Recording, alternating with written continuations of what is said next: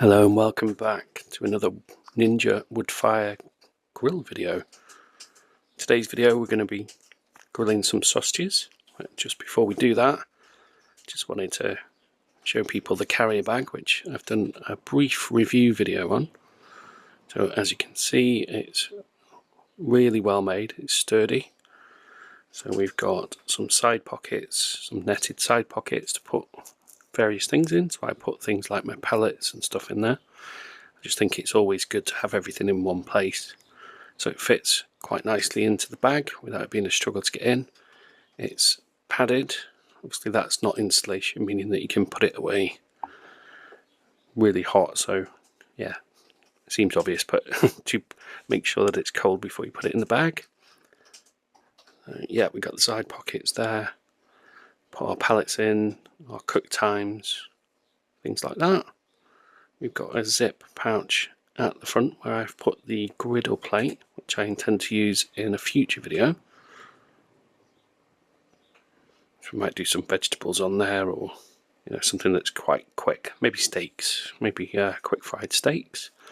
As you can see there, there's some tie downs that help keep the unit in place so it's not moving around too much. And you can't see it in the video, but there are some feet that go over the plastic feet of the unit just so that it's not scratching the bag. So I just think those little things are a nice touch. It just shows you that you got a bit of quality there. The straps are really sturdy, so for me this is more of a storage option than a carry around option. You won't see me walking around the parks looking for an electrical socket with a bloody big barbecue in a bag. That'd look quite strange. So for me it is about storage, but also I'm thinking that it'd be really handy for short breaks, so things like static caravans, that sort of thing, where you're going maybe self-catering or even for longer periods. Whilst you've obviously got an oven and cooking facilities there, if you're going self-catering, for me the most enjoyable aspect of barbecuing is outdoors and the social aspect of it. So I just think it's a good option for portability. So if you haven't watched other videos, I thought I'd just quickly go through the main features, functions to set up our grill to get ready to cook. Obviously I've plugged it in, turned the electric on, and then we're going to have a couple of kind of pre-functions. So those are going to be that we need to, if we're going to get our woody flavour, we need to get our pellets smoking in the hopper, and we also need to get our grill or griddle up to temperature. So just having a look at the options we've got here, a couple of options: smoker grill, air fry, roast, bake and dehydrate, and most of those have got a preset time and temp, which I've actually found to be pretty bob on. You can adjust them on the fly, so you've got your temperature and time adjusters there, which you can do on the fly. You also get in the booklet some helpful guides on cook times for different meats and things. I also invested into a temperature probe just to make sure that we're not going to give anybody food poisoning. So the hopper is, as they say, where the magic happens. So the good thing here is the pellets, rather than being the medium to provide the heat, and therefore you need lots of them and they're expensive, you just need a handful, because they're basically the aroma is given scent to the meat or flavour. So as you can see here, as a typical northerner, no offence to anybody else from up north, I've tried to skimp on the pellets, which will come back to bite me later on in the video, I'm sure. So what I'd found is that because I'm doing quite brief cooks, so kind of 16-20 minute cooks, the pellets actually aren't completely burnt out by the end of the cook. So you could, in theory, take the ones that haven't caught and reuse them. Obviously once they've cooled down. I'll put hot things into a plastic bag, that would be bad. But yeah, I did a smoking or a smoker video where we did a pork shoulder and we got a 6-hour cook out of one hopper full of pellets. So they are good value for money in that respect. It's just trying to be a bit tight. So the first step of our process is going to be ignition. So we've pressed the woodfire technology button so that we can get the hopper smoking. So that's where our pellets go, and there's a little element in there that just heats up and gets them smoking. Obviously most of your cooking is going to be lid down to keep that smoke in there, but that also means it's quite tidy, so you've not got bits of food hotter than the sun spraying out across your lovely worktops. Albeit that what you're seeing now is a very temporary barbecue stand, sadly not available for purchase right now. I'm not sure there'll be a queue of people queuing up to buy it at the moment. It is a temporary measure, because if I continue to put the barbecue on our bench set, I'm likely to become an ingredient and not a chef. Although the plastic feet don't actually conduct heat, so we're not in danger of burning it, but yeah, food spitting out across our bench set won't be good. Okay, so I'm going through the ignition process. Some of the other functions on there, which we'll just briefly cover, I do intend to use in future videos. So you probably saw me take the crisper basket out. I quite like the idea of chucking a whole chicken in there and seeing what we get. And then I will of course upload that for your viewing pleasure. I think for the griddle pan, got a couple of videos, I think, or ideas lined up. I think, as we say, probably steak, something quick, sizzle on the griddle. I'd also quite like to try making a pizza. So I've seen that they've got the wood-fired pizza oven, which I'm sure does more than pizza, but it seems like a bit of a cost, an extra cost for something quite unique. So yeah, I think if we can get the griddle pan and get some pizza dough on there, I'll be giving that a go. And I reckon in a couple of minutes, once that's up to temperature, you shove your pizza dough on there, I reckon that could work out quite nicely. But I will try it and I will let you know. So there's the crisper pan.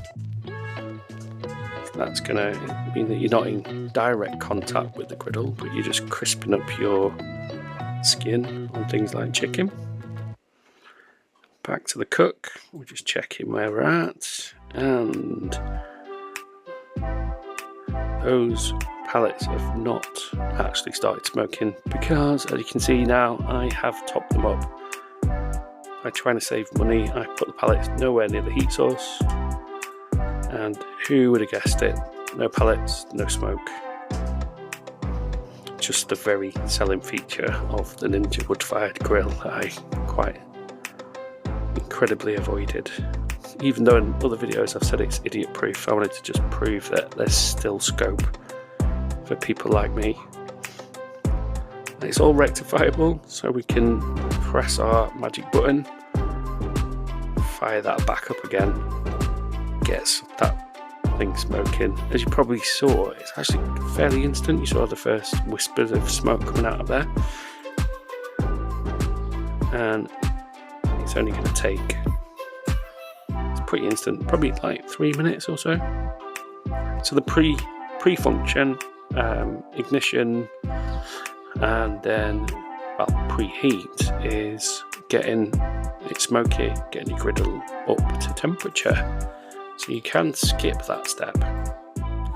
So it says in the booklet, and who am I to doubt the good people at Ninja? But I think I went a bit too soon there. So as you saw, the sausage went on and it did not sizzle. If you haven't got sizzling sausages, you ain't got a barbecue. So lesson number 2 of the day, let the griddle get up to temperature. So we shall do that by leaving it to do its business. And our ninja gods tell us that we should now start sacrificing our food. As you can see, talk about being idiot proof, it says preheat, add food, turn, done, which I somehow managed not to follow. So lovely and smoky now. You can see that it's nice and hot.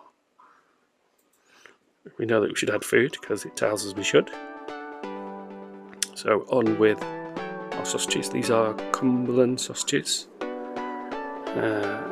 not frozen. So we'll just line them up. I'm going to pop a 10 on there. So in terms of the use compared to a conventional barbecue, obviously you're not going to get food for 6, 7, 8, 9, 10 people on the grill at one time, but I do think there's plenty of space there. I could probably get 20 sausages on there, and the cook time means they're probably going to be done in about 15 to 20 minutes, which you can then hand out and keep people fed, rather than having various meats with different cooking times spread across the grill and trying to maintain that. And what tends to happen is you want to give food to people ready to eat, and what you tend to do is people pile up plates, and I'm guilty of this. A piece of each meat, you go back to eat it, and you're probably not eating some of it until, well, in my case 4 or 5 minutes later, but I think in civilised society more like 10 or 15, and by that time the food's either cooling down or sometimes congealed, which isn't the state that you want to eat it in. So for me, putting one kind of thing on the grill at one time and then handing those out is actually no bad thing.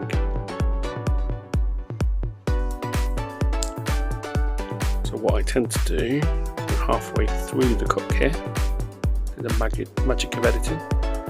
Got some lovely colour on the bottom of the sausages. So I said that we get instructions to turn. That did come up on there, and there's a beeping noise that just makes you aware. But I was a little bit late to do this. Only about a minute or 2 seconds maybe. So turn those and look at the colour that that's taken on already. And what you can probably see is there's not loads of fat soaking out of those sausages, so I'm also going to suggest that this is a healthy way of cooking. Which, to be fair, I think is one of the main selling points of the air fryers, not just Ninja ones, but all of them, is that it's an efficient and healthier way to cook. Obviously you've got the heat, and then you've got it circulating via the convector or the fan. So I haven't tried chips or anything like that in here, but 60 minutes for a barbecue is pretty good. As I said earlier, I think you probably get a decent pizza on there in 2 to 3 minutes, and some nice fresh thinly cooked meat. Again, probably just minutes. So we turn them over. 5.5 minutes left to cook. I'm not going to cook them for the entirety of that time, because what I found is that whilst the suggested time is to keep really perfectly cooked food, it is hotter than the sun as soon as you take it off there. I thought that I could take it off for a hot grill, but allow it to rest, I think, for 5 minutes.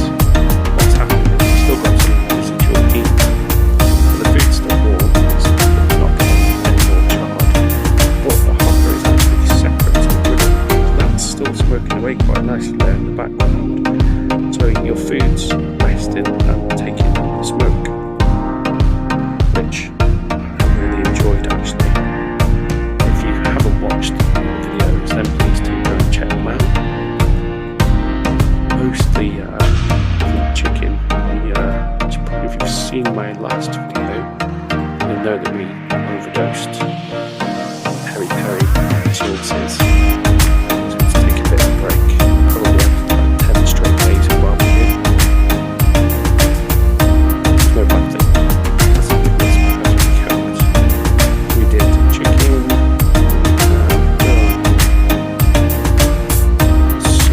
sausages we're doing right now. We did a smoked pork shoulder in the smoker, and a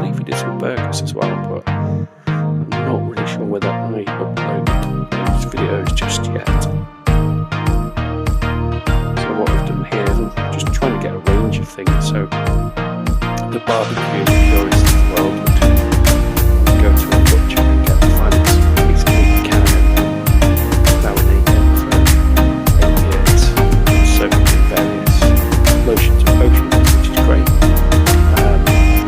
I'm looking for convenience, so these are shop-bought sausages. They are from the fridge, freezer, and looking at it straight onto the grill. The flavour's going to come from the smoke. If you've watched this video, then hopefully by the time that's finished uploading, I will also have done a video of some gambling, which is completely frozen as we speak. The idea of that is to prove that you don't need to invest a load of time into cooks. So here we are, I've turned it off. 2 to 3 minutes, and let it cook.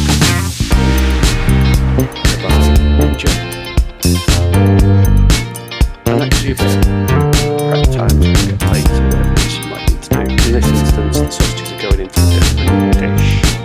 And by dish, I mean can. I'd like to call it casserole. In reality, it's the Spanish style that you need to put in the pan. It's very tasty. So yeah, I'm just going to leave that still taking the smoke from the hopper there. Again, that's for our temporary barbecue stand. And there we are. We've finished the ingredients, so we've got the sausages. We've rested, nice and charred, taking in the smoke. Meantime, we're killing 2 birds with 1 stone. So whilst that's cooking, we're starting the clean down process. So we will just after this video take out the hopper and those pellets, put them somewhere where we're not going to set the fire to ourselves, and then I'll simply put it up on barbecue just for that griddle plate to cool down. And that's going to leave us pretty much ready for the cleaning process. So whilst we're enjoying our food, maybe for 20 minutes or so, the griddle comes on and gets put in some hot soapy water, because the tendency is to scrub barbecue within an inch of the life with something really abrasive to get all the stuff off, and that's going to completely ruin the non-stick. So therefore you might be a bit more patient. Use a sponge after that is done. I was going to do a clean video, and it's felt weird. I'm sure people don't want to watch me or watch me washing up soap water and cleaning off. It's not an M&S advert, although commodities are available. Nor am I Nigel Lawson, or a northerner washing dishes in slow motion with a completely different video.